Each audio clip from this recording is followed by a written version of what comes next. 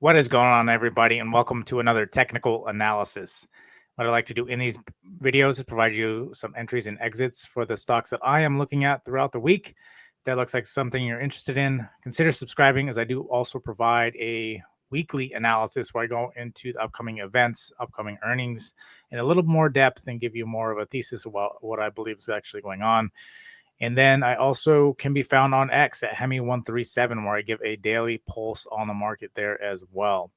So, with all that being said, let's get started. Go ahead and drop a like, and let's get into some technicals. As you can see, over the past really week, you have seen essentially the kind of Trump effect take everything, or essentially push the market back up.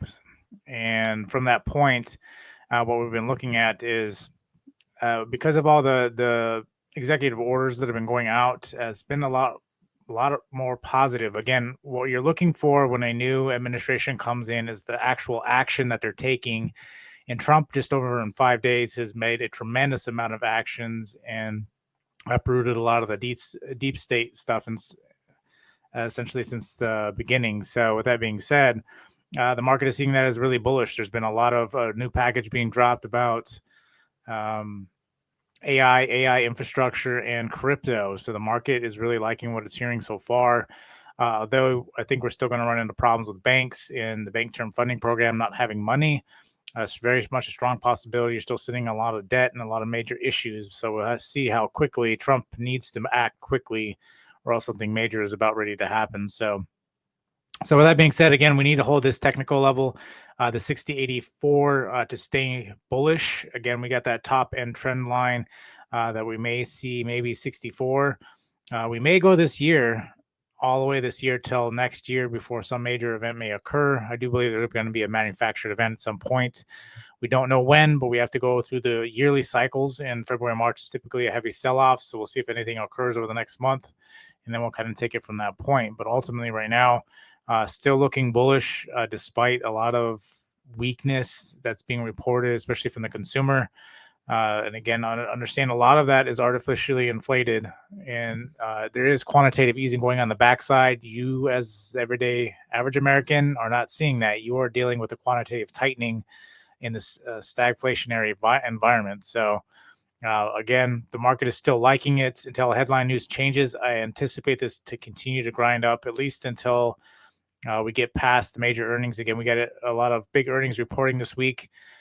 So again, check out my other video. I go through that, but ultimately that it could essentially push us at least to 62, maybe into 6,300 this week. We don't have a lot priced in on the index. A lot of the price-ins are on the individual stocks because of all the major earnings that are going on. So, but if we do drop below again, you do have some really strong supports roughly around the 6K mark and roughly around the 58K mark. So do just keep that in mind. Now for Bitcoin, Bitcoin is continuing to chop around this one level, essentially the 109 mark has really kind of been rejecting us pretty hardcore. Again, you have to understand a lot of institutions are moving into Bitcoin. This is completely against what Bitcoin was created for. You have to understand that if Bitcoin becomes the new gold and silver have been heavily manipulated and the price is being held down. So that's why you need to be very careful, because if that's the case, this price could sit and just fluctuate here and never move again. Maybe it will drop back down once some of the worries and concerns are gone. But after that, who knows what kind of actual price action you may get. So that is the worry and concern. Despite a bunch of money being pushed in, there could also be a lot of money on the sell pressure as well to try to control the price of Bitcoin. So you do have to keep that in mind.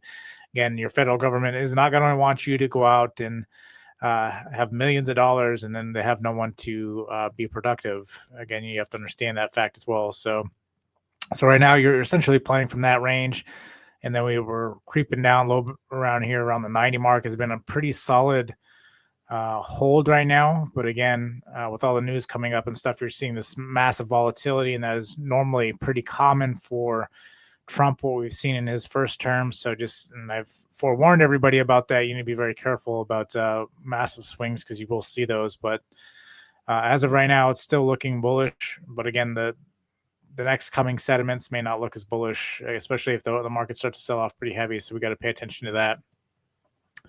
Then Tesla, as always, the EV tax credit thing kind of caused this thing to sell off a little bit more. There's worry and concern about the TikTok thing, about Elon selling shares for that. It seems that Elon is not in that chase, so that's a good thing, but we'll continue to watch and see. Right now, the floor for this is holding pretty solid around the 382. Ultimately, what I would really like is a back test, anything under 300. I mean, ideally, if it comes anything under roughly around the 325 to 300, you definitely want to be buying. Again, I still believe very much in the humanoid aspect of everything. This thing's really going to rocket when that happens. But until then, you need to be very careful. Ultimately, in this thing, I think it could still potentially pull back. There's some pretty solid support here at the 350. That could even be a good entry right there. And then this levels at the 316. But right now, this 435 has been a hard ceiling to get for us to even get through that. So just pay attention to that, and we will go from there. But again, still very much one of my number one picks. Rxrx, another big one, especially with the news that came out in the package. They very much highlighted AI and disease fighting. And this is one of them. It makes drugs essentially that match your DNA or to the individual. So, and uses AI to do that. So again, playing very well range. I've been talking about this. So essentially, I've been playing this range for quite a while. It's been roughly coming in around 6 and then popping up to 8. And it continues to do that. But we are creating a big wedge here. So we'll see if this actually breaks up after that. So I'm looking for one last dip here to get in. I have been in this position for a while. I have a core position, but I've traded another account in and out of this position. But I'm looking for a potential big explosion out of this. Short squeeze, end of the month, there's supposed to be a big pharmaceutical company taking on some of the drugs and starting to manufacture them. This year is going to be a big year for approval. So just keep that in mind. But I do really like Rxrx going forward. ABSI, this is a new one that's similar. Instead of backed by NVIDIA, you're getting backed by AMD. And so this one is a little different when it comes to AI and finding out medications as well. But ultimately, I want this thing to pull back down to the 271 for an entry, and then we'll see how this thing does. Again, AMD is starting to get more highlights here. It's one of the big ones I've really been talking about, but this one here I think is another potential suitor. I'm more confident in the RX than I am in this one, so just keep that in mind when you're managing risk for this. Again, none of this financial advice. A lot of these pharmaceutical companies are losing a lot of money in general, so you do need to keep that in mind. And I don't typically trade pharmaceuticals, but when you start talking about AI and stuff, that introduces a new element to it that I think could really make this thing potentially go parabolic, because pharmaceuticals in themselves, if they get approval, can go through the roof. And then if you got AI on top of that, that could really make for a massive move. And right now, especially with Rxrx, there's a lot of short squeezing going on there. AMD, I still really like this one. There's the new I think it's Deep Shark or something similar to that, is a Chat GPT version, the Chinese Chat GPT version, and it's getting a lot of headway. It's been backed by AMD. AMD has also been backed by Mark Zuckerberg from Meta.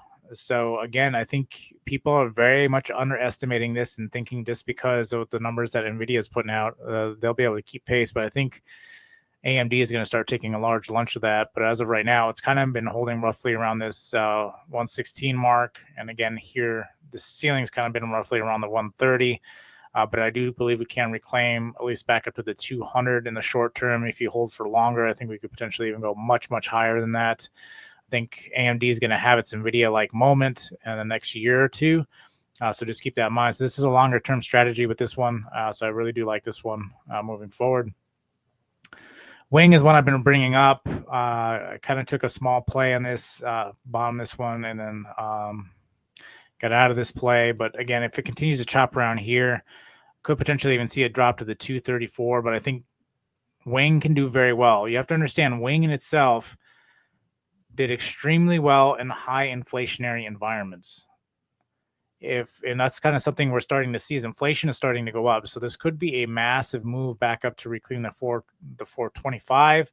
I do believe there's still a little bit of risk here, but ultimately I do believe it can recover quite a bit and quite substantially. So Wing is always a good one. I've played this one throughout the years, but right now this descending wedge here starting to look pretty good. Again, it's kind of really holding around this 280 mark. You could even just play up to the 345 mark potentially. I got some really tight zones here, and then you have a nice big push up to roughly that 422. Wing is another big one I want to be watching moving forward. Again, I really like Palantir. I really like Amazon. I really like Shop. I really like a lot of these other ones, but again, they are just way too high.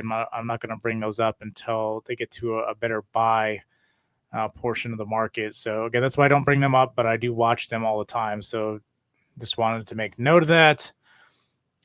SoFi I really like as well, but it needs to pull back. Apple, technical wise, this looks really tempting here, but I would like it a lot better around this 192. If it sold down here, it would potentially be worth a buy again, just because of the brand name and AI.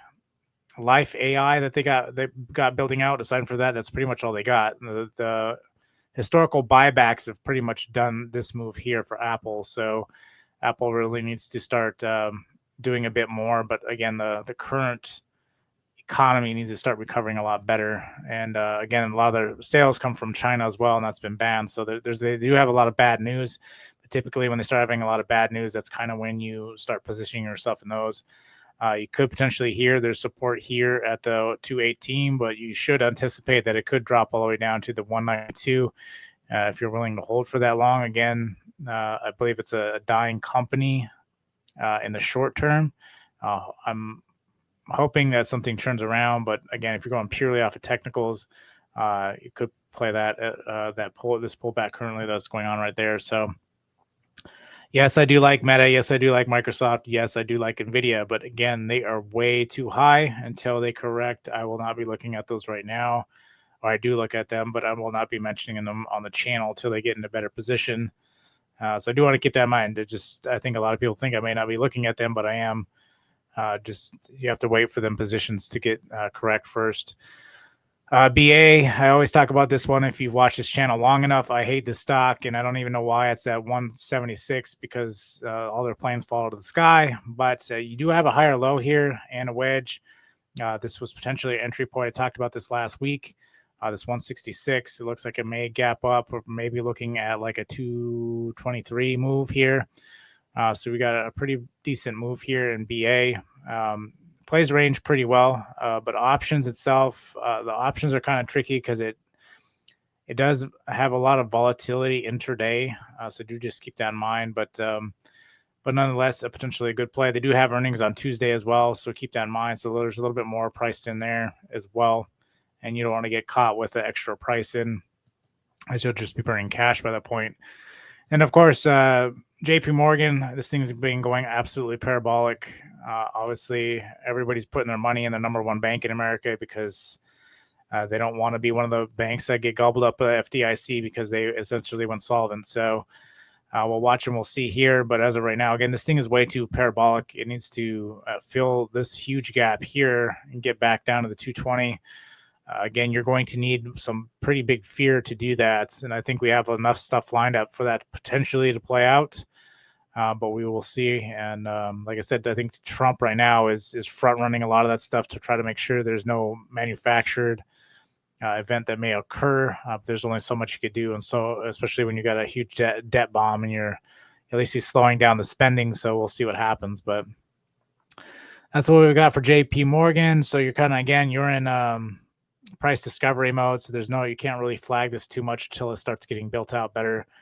So do just keep that in mind. AMAT, I think it's a nice breakdown here, much like what we saw with BA. It would be fantastic if we can get this entry out here, 175, then potentially get a breakout and recover 75% of this, potentially up to 230.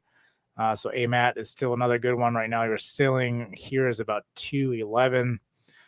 So that's another potentially good play there as well. Nike, if you're long-term investing, I think Nike is still a great buy right now. I don't know how much longer that's going to last, but again, you got a huge descending wedge, which should mean that you recover at least 75%. So you should at least get to the 143. it's not guaranteed, but technical wise, that's what I see there. Investment wise, I think still a very great company. It's well known company. So again, I think you're getting some heavily discounts you haven't seen in a very long time. So we got that one, and then I think. Yeah, I think that's pretty much it for now. Again, there's a lot of ones that are out there that are really good, but just waiting for entries. When those entries come up, I will be sharing those with everybody. That's what I do here. So I don't charge anything. I try to get the word out, try to teach people. These are all swing trades. These aren't intraday trades. If you're intraday trading, you can use the zones as well. I typically use the 1 hour, and then I wait for it to hit my zone and I move from there. But when these big swings like this, that's why I just go over the big swings, because again, the intraday stuff can change very rapidly, and it would kind of not provide a lot of context in this type of environment and these type of videos. So it's better to have like swing trade ideas in this, because that's obviously where I make the bulk of my trading. But intraday is why I do play as well. But again, that's highly dependent. And what I've noticed is options haven't been really doing as well unless you can catch an event before it actually happens, which is still possible and very much so, especially during this week. But again, you don't want to be caught when they've priced in the end of the world, because then you're just burning money at that point. So, but with all that being said, I know this has been kind of short. It's been a weekend, but with that being said, again, there's still a lot going on. So hope this helps. Drop some tickers down below on what you're looking at this week. Drop a thumbs up, and I'll see you guys on the next one.